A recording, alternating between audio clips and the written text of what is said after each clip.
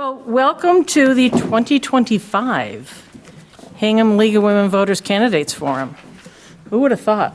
I didn't want to think how long I've been doing this. My name is Elizabeth Foster Nolan. I will be moderating this evening. I am a current member at large of the League of Women Voters, and I am a past president and past co-president of the League of Women Voters of Massachusetts, and I currently serve on the Diversity and Equity and Inclusion Committee for the LWV US. So I just want to give a brief introduction about what we're going to be doing this evening, and I also want to talk about the fact that we as the League are a nonpartisan organization. We do not endorse candidates. We do, however, study and support various issues for which we have policies within both national and within local leagues. So that's just for folks who were wondering about who we are, but most of you have been here before, so you know who we are. And the procedure tonight, all of the candidates received ahead of time from the league. They were sent the information, so this is not a surprise to them. We're not doing a gotcha for any of them. So for each candidate who is in an uncontested race, you will be given 2 minutes to give a statement. There will not be any questions for you. I will also be reading only 2 statements from uncontested candidates who are unable to join us this evening. We will have groups of 4 candidates, as you can see. And after we hear from the uncontested candidates, we will move on to the planning board race, which is the only contested race in this election. So I'm going to ask each of the candidates to introduce themselves, and we will move along. And we're going to start with the candidate for moderator. It's a 1-year term with Michael Puzo. And again, you will have 2 minutes. And so you understand also, all of this, you are in the order in which you appear on the ballot. That's how this was decided. So, and importantly, right here, these lovely ladies in front are your timers. So you will receive a 1-minute advisement and then a 30-second advisement from them with their cards, and then you'll see the red stop. So I ask you at that time to stop, to wrap up. I won't cut you off mid-sentence. Wrap it up, and if you're going on too long, I'll say thank you, and we'll move on to the next candidate. So again, these guys are the important folks. As you all know, personal references about any other candidate is out of order. We're being filmed. Obviously, you guys know that. And it's also going to be live streaming. And the footage will be available afterwards on the League's website and the League's Facebook page, and will run on Harbor Media's local cable channels and on the Harbor Media website. Please refer to your agendas for the specifics on when those things will be happening, as well as links. We ask that there's no audio or videotaping of the forum, as the recording of this event is the property of the League of Women Voters. For folks in the audience, please turn off your cell phones, iPads, all of those things so we can move along here and not have the distractions. And we request that you treat all candidates fairly. Please remain quiet throughout the forum. No clapping, no cheering, no yahoos, with the exception that at the end of when each panel happens and at the end of the planning board, we can clap for all the candidates if you wish. No campaign or literature in here, which I don't see, so we don't have to worry about that. So now we will start with the 2-minute statements for the uncontested races, beginning with town moderator. Thank you. Thanks to the League, of course, for hosting this forum again. I am Michael Puzo. It has been my privilege to serve as town moderator since 2012. During that time, it's reinforced for me the role of town meeting and how our town's continuing commitment to open town meeting to me plays a pivotal part in the community that we all enjoy. Why so? Obviously, a lot of towns have gone away from open town meeting. I think Hingham has been wise to maintain its commitment to open town meeting, where every citizen who chooses to participate does so with voice and vote, gathering together as a community to chart the course of our town's future. The year that we have coming up here for 2025 will once again present the voters with an opportunity to decide a number of things. As you know, it's the Select Board that calls the meeting. The Select Board serves the executive function in this community, and the town meeting, the open town meeting, fulfills the legislative responsibility. Among the things that you will be called upon to decide include a $165 million operating budget, whether to spend funds to design a new center for active living, to do capital repairs to various school buildings. The capital budget's about $22 million. To consider recommendations from the Community Preservation Committee. The articles also ask questions about the harbor, land use, and a host of other issues. The responsibility of the Hingham Town Meeting is vast, and I encourage you to not only to take part in the meeting yourself, but to encourage friends and neighbors that you don't just go to the meeting. As I often say, you are the meeting. Less visible, perhaps, the moderator shares responsibility with members of the Select Board to appoint citizens to various boards and committees. They include, for the moderator, all members of the Advisory Committee, the Personnel Board, members of CPC, the Capital Outlay Committee, and more. Volunteer work for the town is rewarding. It is very fulfilling for me, certainly, and I know it would be for you. So we will entertain applications from the talent bank, and we'll have our work done by July 1 in appointing citizens. So I do thank you again, and I encourage you to cast at least one vote for moderator and to perhaps cast it for me on May 3. Thank you. Thank you. We will now move on to Select Board. Hello, I'm Julie Straley. Thank you to the League of Women Voters of Hingham for hosting this forum. My husband Andy and I have lived in this beautiful town for 26 years. Our two grown children are graduates of Hingham Public Schools. I graduated from Situate High School and Colgate University. After working as a business systems analyst in the financial services industry, I threw myself into volunteer work for our town. I served for 6 years on the town's advisory committee, including as chair, and I've served 3 years as chair of the Community Preservation Committee. I'm also a proud past president of the League of Women Voters of Hingham, past president of both the East and Middle School PTOs, and I served as a vestry board member of St. John's Episcopal Church. As a select board member, I see opportunities in the following 3 areas. Number 1, communication. I'd like to improve communication from Town Hall so all residents understand what's going on in their community. I would also like to improve communication between town boards and committees so we can break down silos and work more efficiently. Number 2, careful town budgeting. We have gone through a long period of large capital projects and an override, and we continue to have demands on our budget and infrastructure. I am committed to long-term financial and long-term capital planning so we can manage our needs while keeping tax rates as stable as possible. We should continue to use the master plan and the climate action plan for guidance. And number 3, I want to encourage active voter participation. Hingham's strength and success are based very much on its citizens and volunteers. Please attend annual town meeting. I support adoption of electronic voting at town meeting. Please consider serving on a town committee. The town needs your good minds and input. And I ask for your vote on May 3rd. Thank you. Thank you. Board of Assessors. Hello, good evening. My name is Sarah Abbott, and I want to thank the League for having me here today and also the other candidates who are stepping up to serve. I am honored to be the candidate for the Board of Assessors this year. I've lived in Hingham since 2008 with my husband, Matt, who is also from Hingham, and we have 3 teenage sons. For the past 15 years, after moving here from Washington, D.C., where I worked in fundraising and major gifts, I have volunteered in a variety of capacities as the president of the PTO at Foster Elementary. I was on the All-Town PTO, the Special Education Task Force for Hingham Public Schools, the board of Hingham Little League, Hingham Historical Society, and South Shore SNAP. So in the last 10 years, though, I've spent a majority of my time with the NVNA and hospice, and for the past 2 years, chaired their Charitable Fund Board of Trustees, which supports the Pat Roach Hospice Home in Hingham on Turkey Hill.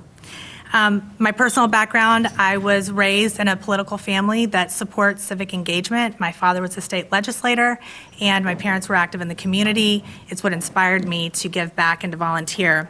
The reason that I'm running is I believe that this role is a thoughtful, behind-the-scenes role that impacts everyone in town. I believe that the work in determining the property values or working within the framework of the property values to administer exemptions and tax relief is about fairness and transparency and helping people, which is what my background is. I understand how to work with members of the public and also to help them to understand how their property is being assessed. It also means that we need to ensure that the system continues to support those in our community who need it most, by including access to much-needed tax relief programs for veterans and our most vulnerable citizens. As the parent of a complex learner and the daughter-in-law of a longtime Hingham resident who is also an active volunteer here at Town Hall, I understand how decisions impact families across generations, and I'm committed to protecting the long-term affordability of living in Hingham. Thank you. Thank you. We will now move on to the Board of Health, and Rosemary Byrne, sorry, is unable to join us, but I do have a statement that I will be reading that she sent into the League. I am Rosemary Byrne, and I am running for re-election to the Board of Health. I am a nurse practitioner and a Hingham native. I have raised my family here for 17 years and have served for 3 years as a member of the board. The Board of Health's main purpose are health planning, health promotion, and code enforcement. The majority of the board's activities involve the permitting and review of septic systems, especially pertaining to Hingham supplemental regulations that are even more appropriate for our local environmental conditions and administrative processes. These septic activities are crucial for protecting our health by preventing pollutants from entering our groundwater.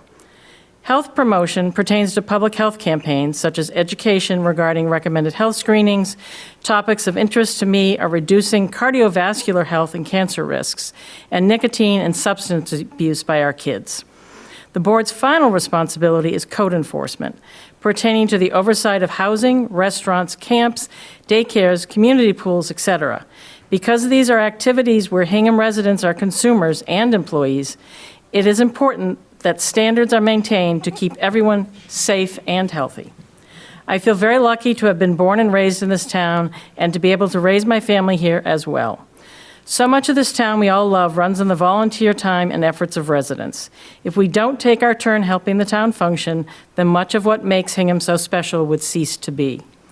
During these past 3 years, I have learned about various septic construction regulations and how they ensure the health of our community. I have especially enjoyed consulting with the public health nurse, Teresa Flynn, in her efforts to connect with residents. Some of the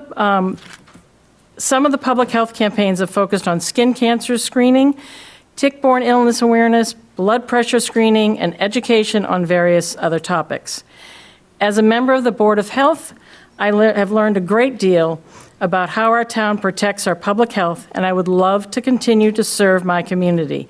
I would be so appreciative of your support in the upcoming election. We will now move on to the Municipal Light Board. Good evening, everyone. My name is Michael Reeve, and I have been in Hingham for the past 8 years with my wife Jennifer and my 2 children, Clara and Andrew, who have gone through the Hingham school system and are going through the Hingham school system. I've been on the light board for the last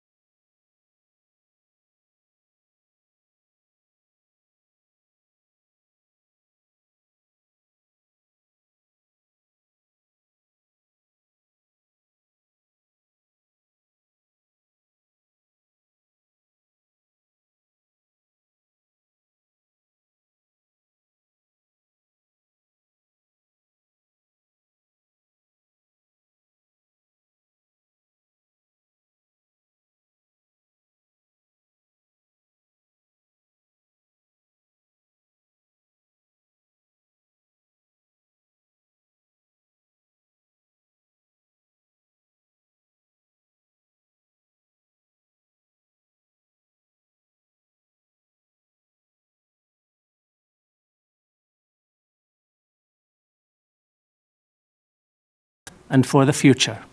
Thank you. Thank you.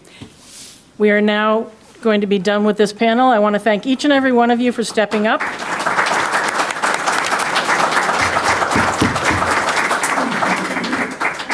And again, I will ask you to introduce yourselves, and we'll start with the Housing Authority. Hi, good evening. My name is Tim Sullivan. I'm a candidate for the Hingham Housing Authority. I live in Crow Point with my wife Beth and 3 children, 10 and under, Ryan, Christian, and Evelyn. They should be watching at home. Hello. Or they should be doing their homework if they're not watching me. And next year, all 3 will attend the brand new foster school together at the same time, so that's really special. Since making this town my family's home, I jumped in right away to coach Hingham Little League and the Barker Basketball League. And I'm drawn to the mission of the Hingham Housing Authority, which is to enhance the town of Hingham's community by creating and sustaining safe, decent, sanitary, and affordable housing environments for people of low income. I look forward to bringing my experience to that mission, including nearly 20 years on the Members Plus Credit Union Board of Directors, where I chair the Community Reinvestment Act Committee that deals in issues of housing affordability. I am running because I believe in being active where you live and trying to be involved at the local level of government that most directly impacts us. I have a lot to learn, but I'm looking forward to working and serving with the current board members, Janine Shusheki and Irma Lauder, and learning from them both. I'm unopposed, so I should stop.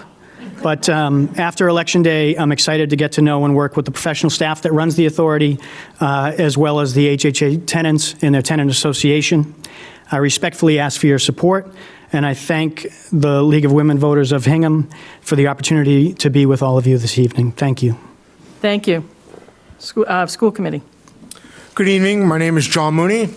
I live on West Street with my wife, Courtney, my son, Patrick, and a 13-year-old overweight golden retriever named Bobby. Please do not hit him if he runs into West Street. He gets away a lot. I, myself, am a product of public schools. And what did a public school education get me? It got me into college. I went to George Washington University. I served as an Army officer after that. I served in the Iraq War, led 69 troops in combat, and brought all 69 home.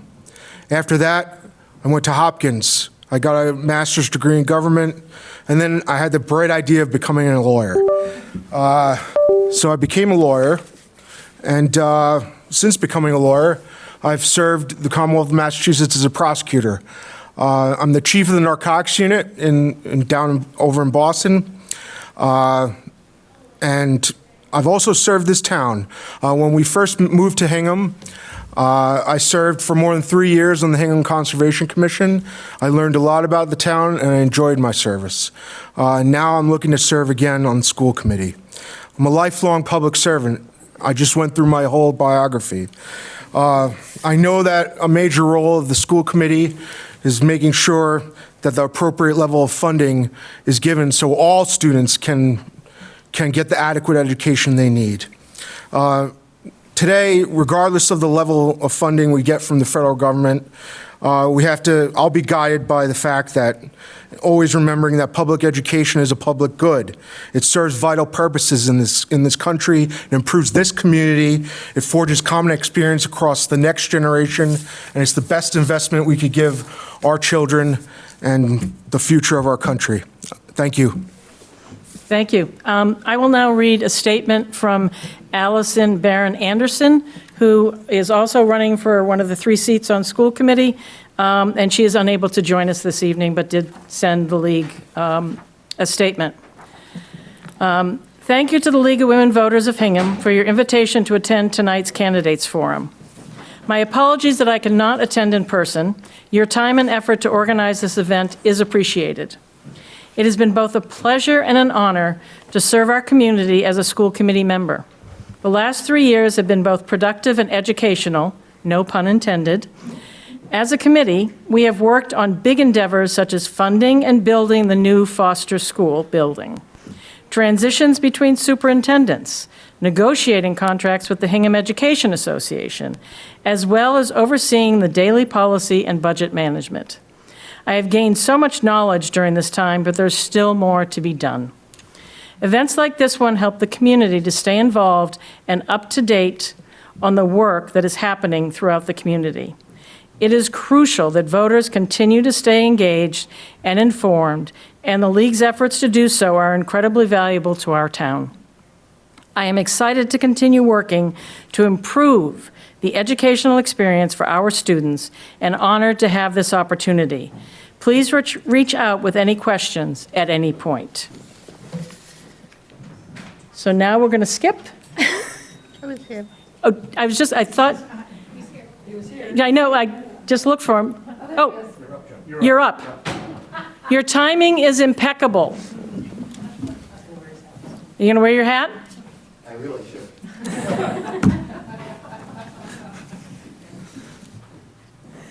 So for those who are wondering, he is just coming from a select board meeting, so. He didn't come here on a horse, so. That I'm aware of. So, 2 minutes, just I want to give you a heads up. You've done this before, but a heads up. Our timers are right here. There'll be a 1 minute, a 30-second, and a stop. Great. So without further ado, you can introduce yourself and make your statement. Thank you. I'm Joe Fisher. I am currently the chair of the Select Board, and I am running for the Sewer Commission. And the reason for the hat is I'm also actively pursuing the Rev 250 celebration for the town of Hingham. The Sewer Commission is going to face a number of crucial, in my view, very important activities over the next couple of years, and that's why I want to get involved. The two, in my view, that are most important is first, we have a 30-year intermunicipal agreement with the town of Hull where the sewer empties. That 30-year term expires within the next 3 years. So that agreement is going to have to be renegotiated, and I'm going to be involved intricately in making sure that the town's interests are protected. The second issue that the Sewer Commission is going to address is a governance issue. We have a water system where I sit on the Board of Water Commissioners, and we have a sewer system where I hopefully will be on the Sewer Commission. The governance of those two organizations needs to be looked at and possibly merged.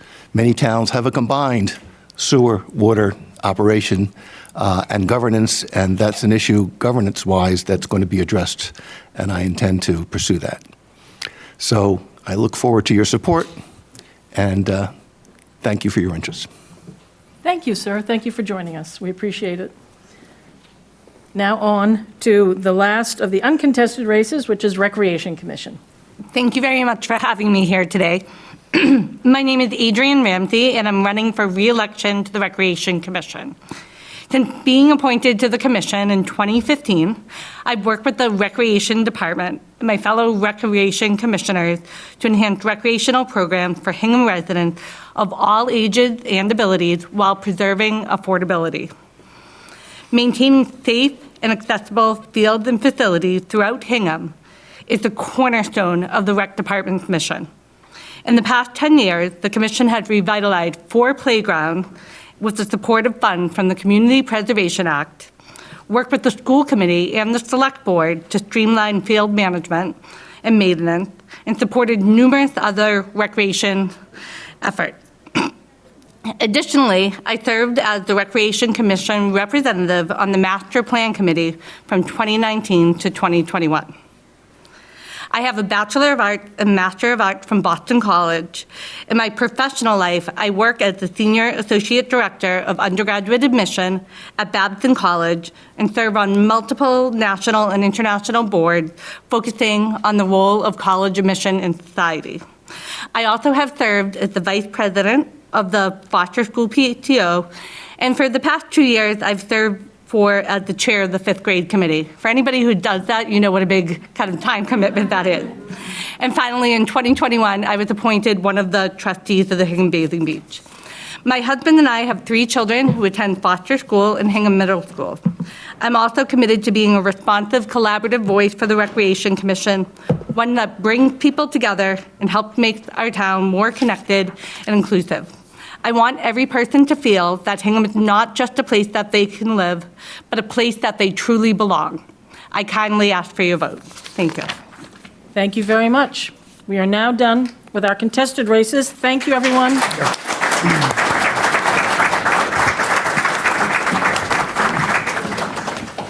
We will now move on to the only contested race in this election, which is Planning Board. So gentlemen, gentlemen and lady, sorry, and young lady, feel free to step up. We're going to have you in the middle 2 chairs.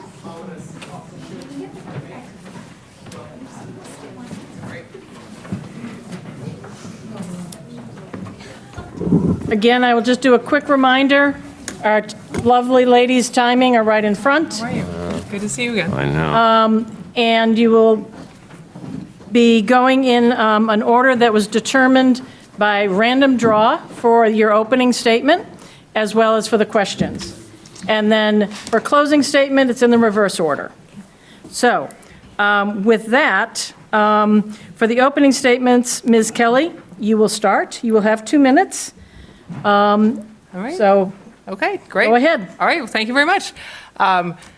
Good evening, and thank you so much for having me here. I really appreciate the opportunity that the League of Women Voters has presented tonight and the opportunity to speak to the community. For those of you who don't know me, my name is Crystal Kelly. I am a volunteer, a mom, and an attorney. I've served, currently serving Hingham in the capacity on the Conservation Commission. I've served there for 6 years. I've been chair for the last 3 years. And I've looked at this as a chance to sort of expand my role on the permitting boards to run for planning board. I heard a couple of people talking about Foster School. I feel like I'm joining the club. My daughter's going to go there next year as part of the preschool. But I had a hand on the Conservation Commission with permitting the Foster School, and that was one of the instances where I really got to see the collaborative nature between the boards. The planning board had a permitting role in that, as well as the Conservation Commission. I live in Liberty Pole with my husband and our 6 kids, our 2 dogs and a cat. It's a busy house, and I have a horse as well who doesn't live at our house, thank goodness. That'd be a bit much. She lives in a different part of Hingham. Career-wise, I'm an attorney. I'm a municipal attorney. Right now I work at a municipal litigation firm. I've also served as the town solicitor for a large town here on the South Shore, and I did that for a number of years. I have a background in land use. I started my career at the Massachusetts Land Court. I'm running for the planning board because I believe in the future of Hingham. The planning board is an incredibly important, if not well-known board. It issues permits, it does site plan review, it approves new bylaws, and has a role in shaping the development of the town. One challenge I'm ready to take on day one is planning for responsible growth that assures the continuation of the character of the town. I respectfully ask for your vote on May 3rd. Please vote for Crystal Kelly. Thank you. Thank you very much. Mr. Patch. Good evening. My name is Tom Patch, and I'm a candidate for the Hingham Planning Board. I am proudly a born and raised Hinghamite. My family roots in Hingham run deep, starting with my Irish immigrant great-great-grandparents who came to Hingham in the mid-1800s in search of their American dream. I am the proud father of my son Neil, a graduate of both BC and Harvard, and currently a manager of online learning at the Harvard Kennedy School of Government. My father, Fletcher Patch, after completing his World War II Navy service, worked his way up from call firefighter to chief of the Hingham Fire Department. My sister, her husband, and their children live in Hingham. I am a product of the Hingham Public Schools K through 12. I hold a bachelor's degree in economics from the University of Maine and National University Ireland, and a Juris Doctor law degree from the University of Maine. I was admitted to the Massachusetts Bar in 1987. I am a practicing attorney. I work for a regional law firm with my practice focus on municipal law and land use law. This includes providing town council services to the town of Kingston, Massachusetts. I then became general counsel to a multi-state real estate development and construction company. After that, I became managing partner in a different firm and have since transitioned to an individual law practice, all with the same municipal law land use focus. I am a member of the American Planning Association. The planning board has 5 members, each serving a staggered 5-year term. It's an unpaid position. There is nothing the planning board does that requires all 5 members to approve or deny. Over my years as an attorney, I've interacted with and observed many planning boards throughout Massachusetts, including the Hingham Planning Board. I'm seeking a seat on the Hingham Planning Board for 3 reasons: to address the legitimate concern about erosion of the shared vision of our town, to put more substance into the meaning of the word planning in the title Planning Board and to build a consensus among the various interests of those who live, work, and own property in the town. That said, I look forward to answering the questions presented this evening. Thank you. Thank you. We will now move on to the question and answer portion of our forum. Ms. Kelly, you were randomly chosen to begin. After that, we will rotate back and forth with questions. So with that, I will ask the first question. If you need me to say it again, feel free to ask me to say it again, because some of these questions are long. So, Ms. Kelly, one of the town's goals is finding new sources of revenue, including further commercial development to fund the services residents want. How, as a planning board member, would you balance facilitating a new revenue with protecting the character of the town of Hingham? Thank you for the question. So I'm very supportive of continuing to invest in our fantastic commercial districts we have in our town. I think that's something that we can continue to look at, to how to bring new businesses in. If there's ways to attract that, if there's ways that we can zone in a way, whether it's a business improvement district or something like that, we can do creative uses that way. And again, you're not looking at me as an attorney, but my background here, working for a large South Shore town that has a very large and vibrant commercial district, I have some experience in looking at, creative ways to plan in that capacity. And I think that the commercial development is a great way to look at generating revenue, because then it's particularly when we get restaurants and whatnot, we have meals tax opportunities, we have a lot of additional opportunities there. As to residential development, that's something that, look, obviously people want to come and live here, and people have a right to develop their property. We just need to be very careful on what's coming in and vetting it and make sure it complies with our bylaws and that it fits within the character and the vision of the town. So, thank you. Thank you. Mr. Patch. Yes, thank you. Well, this is in particular one of the strengths I can bring to this position, because I represent developers and builders and private companies and in search of looking to locate in different municipalities. And one of the things, in all candor, in my experience and doing town council work, but also representing individual developers and builders and so forth, is there's a disconnect between the conversation going on, and because my experience is that on the private side, they feel that on the government side, they don't really get it. And so as a result, you have this disconnect.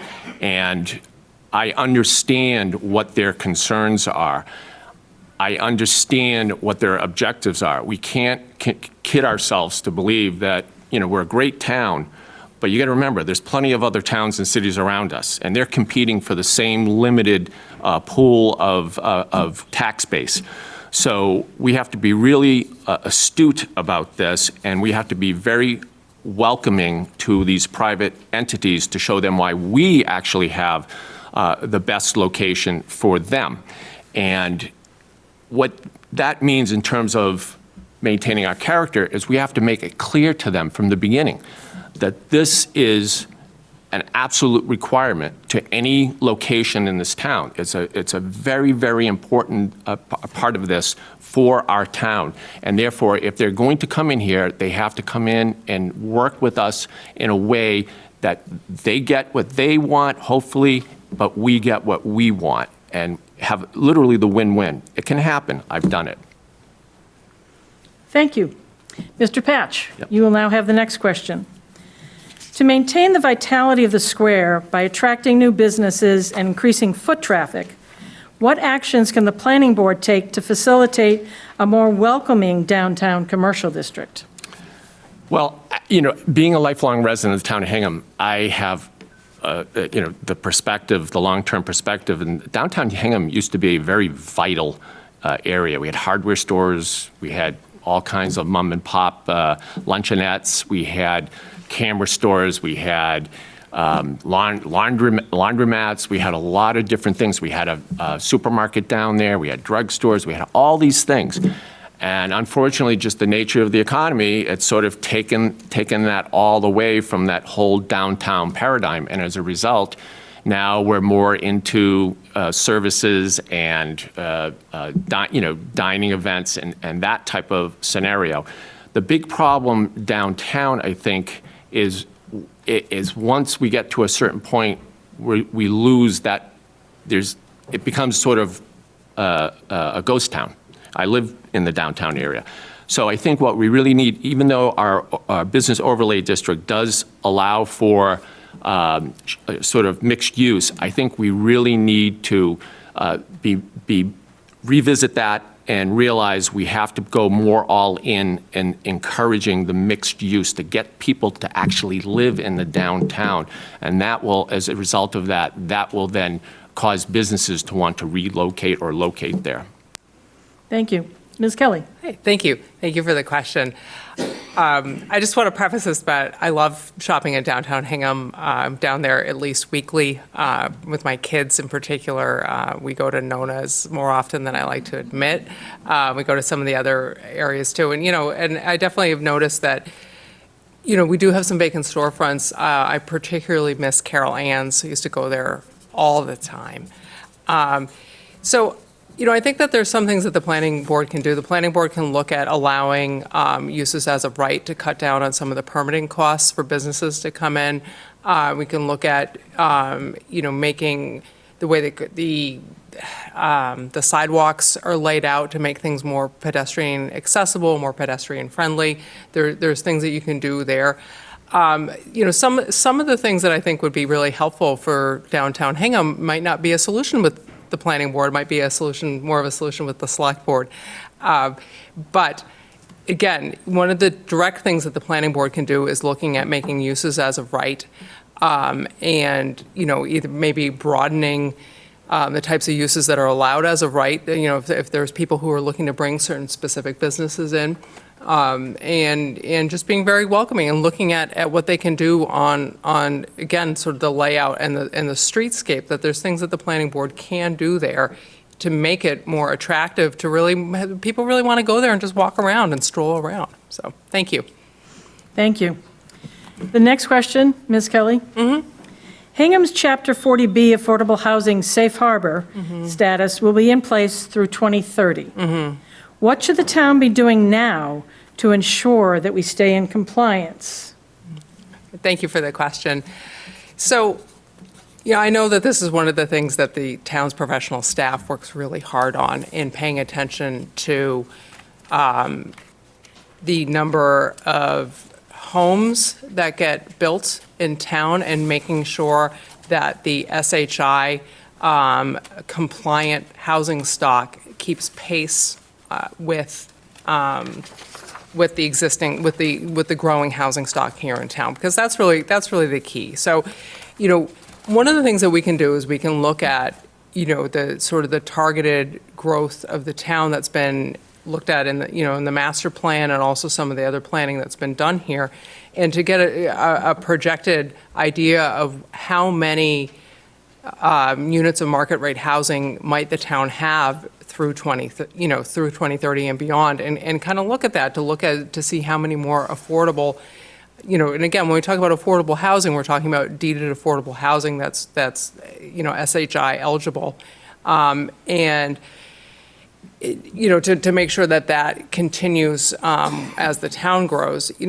There are state laws that have come in that may present opportunities for the town to achieve that. On the new MBTA community laws, the MBTA community law allows for up to 10% of the units in any development that's built to be, SHI compliant affordable housing. So that might be an opportunity for the town to see if they could use that in a way to meet those continuing goals under our state law. Thank you. Thank you. Mr. Patch. Yes, thank you. So for those who don't know, if you go on the Zoning Board of Appeals website, there's actually the SHI information is located there. And just so for everybody's information, just so you know, we're at 10.32%. And the 10% is the make or break it, where if you're over 10%, then essentially the town has a leg up if a developer tries to appeal the denial of a 40B permit. And if you're under 10%, the town's at a disadvantage on any kind of appeal. We basically have two, most of what we have is in perpetuity, so we don't have to worry about them coming off being considered affordable. We do have two projects. Lincoln School Apartments is affordability expires in 2030. Whiting Lane expires in 2042. One of my biggest concerns is that the state has a policy that they are willing to consider 100% of apartments as affordable for SHI purposes, as long as 25% of them are affordable, even if the 75% of them are market. But that's a policy by the state. They could wake up tomorrow and change their mind. We have to be mindful of that. So basically, my thought about that is I think we need to, particularly through leadership of the Board of Selectmen, I think we have to have more local initiative projects where we would end up basically developing affordable housing on our terms rather than having it dictated to us. So that's what I would focus on, really ramping up the local initiative and, again, encouraging the Board of Selectmen to really pursue that. Thank you. Our next question, Mr. Patch. Yep. Crow Point and the Hingham Center Historic District are neighborhoods experiencing home renovations, maximizing the size of a building on its lot. The Planning Board recently created a subcommittee, the Residential Compatibility Standards Committee, to consider what lot coverage limitations might be appropriate. What are your thoughts on this? Well, this is something that the town has struggled with for years, the change in the town, the change in the neighborhoods. Essentially, the problem is we're a victim of our own success. We've made a town that everybody wants to come and live. And so basic, simple economics, it bids up the cost of housing. And there's a relationship between the cost of the land and what you have to, the size of the house you have to have on there for builders, developers to in their position to make money. So this is what's driving this situation. We go through this ebb and flow over hundreds of years. Crow Point used to be all pastures, and then basically Samuel Downer came in and made it a vacation place with big old vacation homes, and then that kind of went away, and then we had essentially summer cottages over in Wampatuck and that area, and then we had just pre-World War II, where we had Bradley Woods and Otis Hill with the smaller houses, the capes. Post-World War II, we had an explosion of population in the town. It basically doubled from 1940 to 1960, from roughly 8,000 to 16,000, and that's when we had a big revision of our zoning bylaw. So we need to look at this. The problem basically is Hatfield Amendment, and I encourage all of you to look at it. And basically what it does is it says you don't have to come in to get a finding that what you're proposing to do is more detrimental to the neighborhood than what's there. And that's what the basic state law requires. We allow people to do that as of right. So what we need to do, and I said this 7 years ago at one of these master plan visioning sessions, we need to revisit Hatfield. Very simple solution. Thank you, Mr. Patch. Ms. Kelly. Thank you.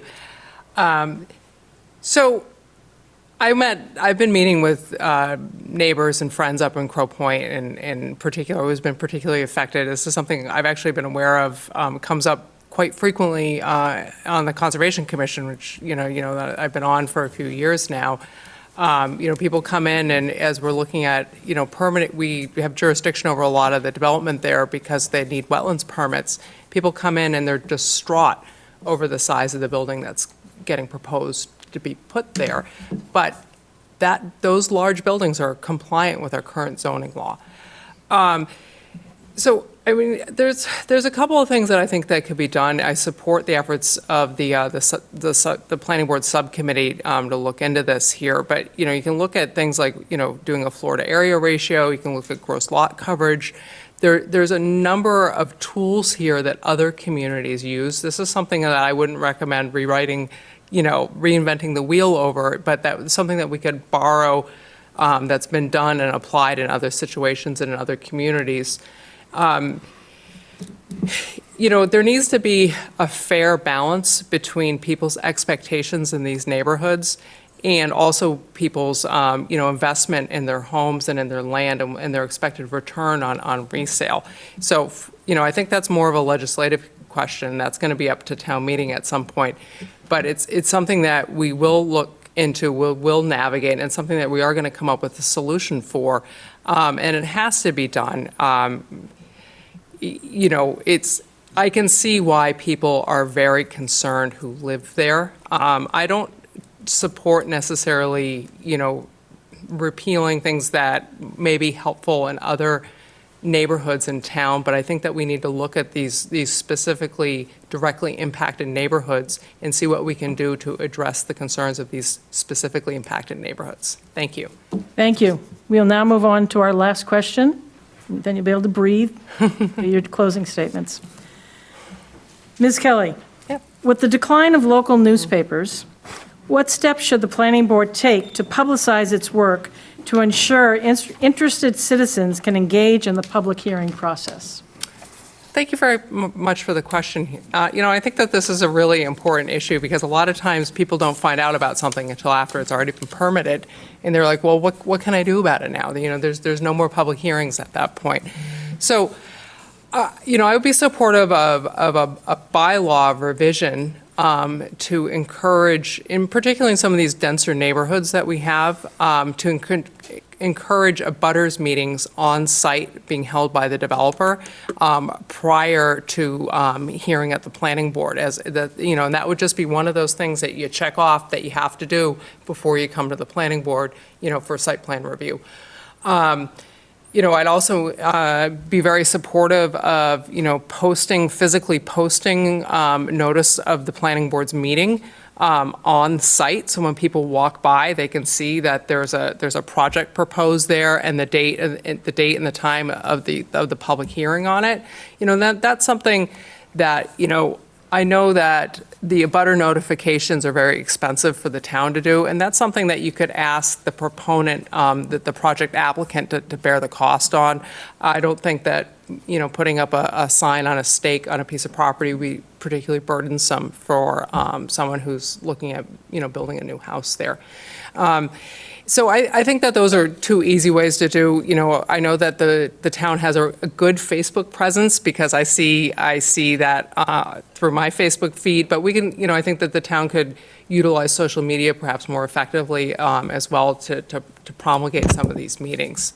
So, and it's 2025. People aren't reading the newspaper anymore like they used to. So, we got to reach people where they're at.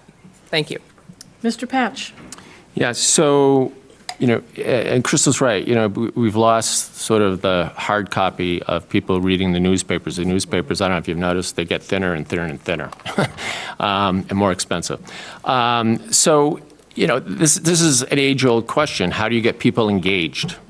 It's tough because you're living your life, right? You got kids, you got your job and everything, okay? And basically, I know the development community, a lot of these people, I personally I choose not to represent them, but a lot of them, they're just in it for the money, okay? So they're gonna go the cleanest path they possibly can to make as much money. So you have to understand what drives them. And so they're not going to, the good ones who are in it for the long haul, they'll meet with the neighbors in advance because they're trying to make the process nice and smooth. It costs money to have things strung out and multiple hearings and issues and so forth. Unfortunately, not everybody is like that.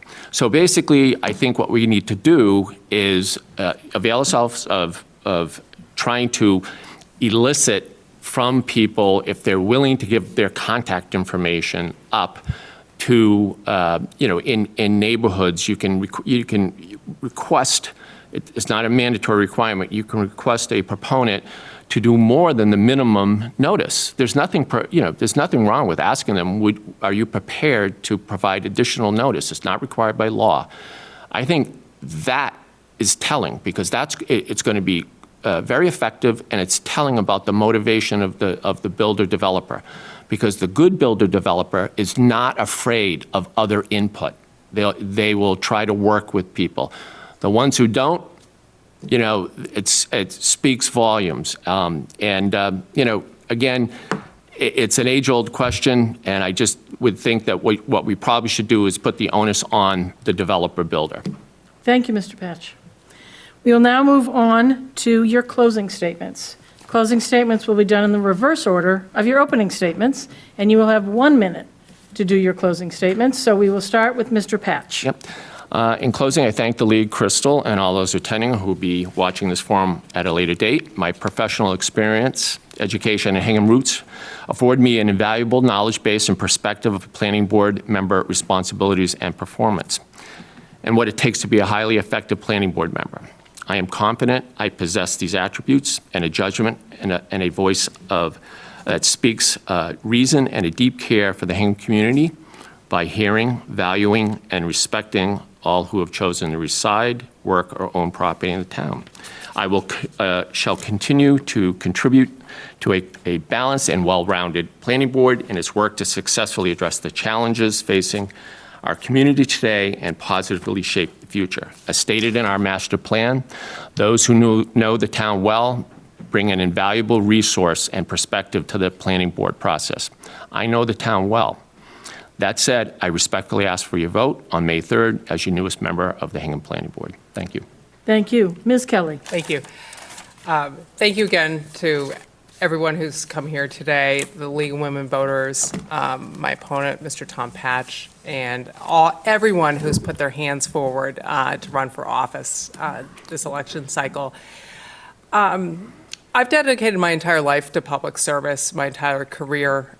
You know, it's kind of who we are. I'm looking at my husband when I say that, who's in the audience there. You know, I feel an obligation to serve and to come forward, and in this, the planning board presents a unique opportunity, a unique set of challenges. I have a particular set of skills that I think are going to be very useful here. I also have a lot of experience being on a permitting board on the Conservation Commission. I've had a really successful run. I take it as a compliment that my fellow conservation commissioners were really, really upset to see me potentially go.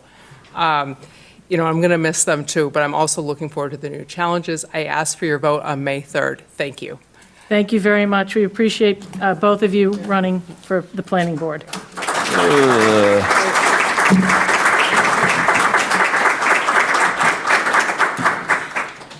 I would now like to close this forum by thanking all of the candidates for their participation in our democratic process, and to the League of Women Voters of Hingham for sponsoring this event. It's a great event every year.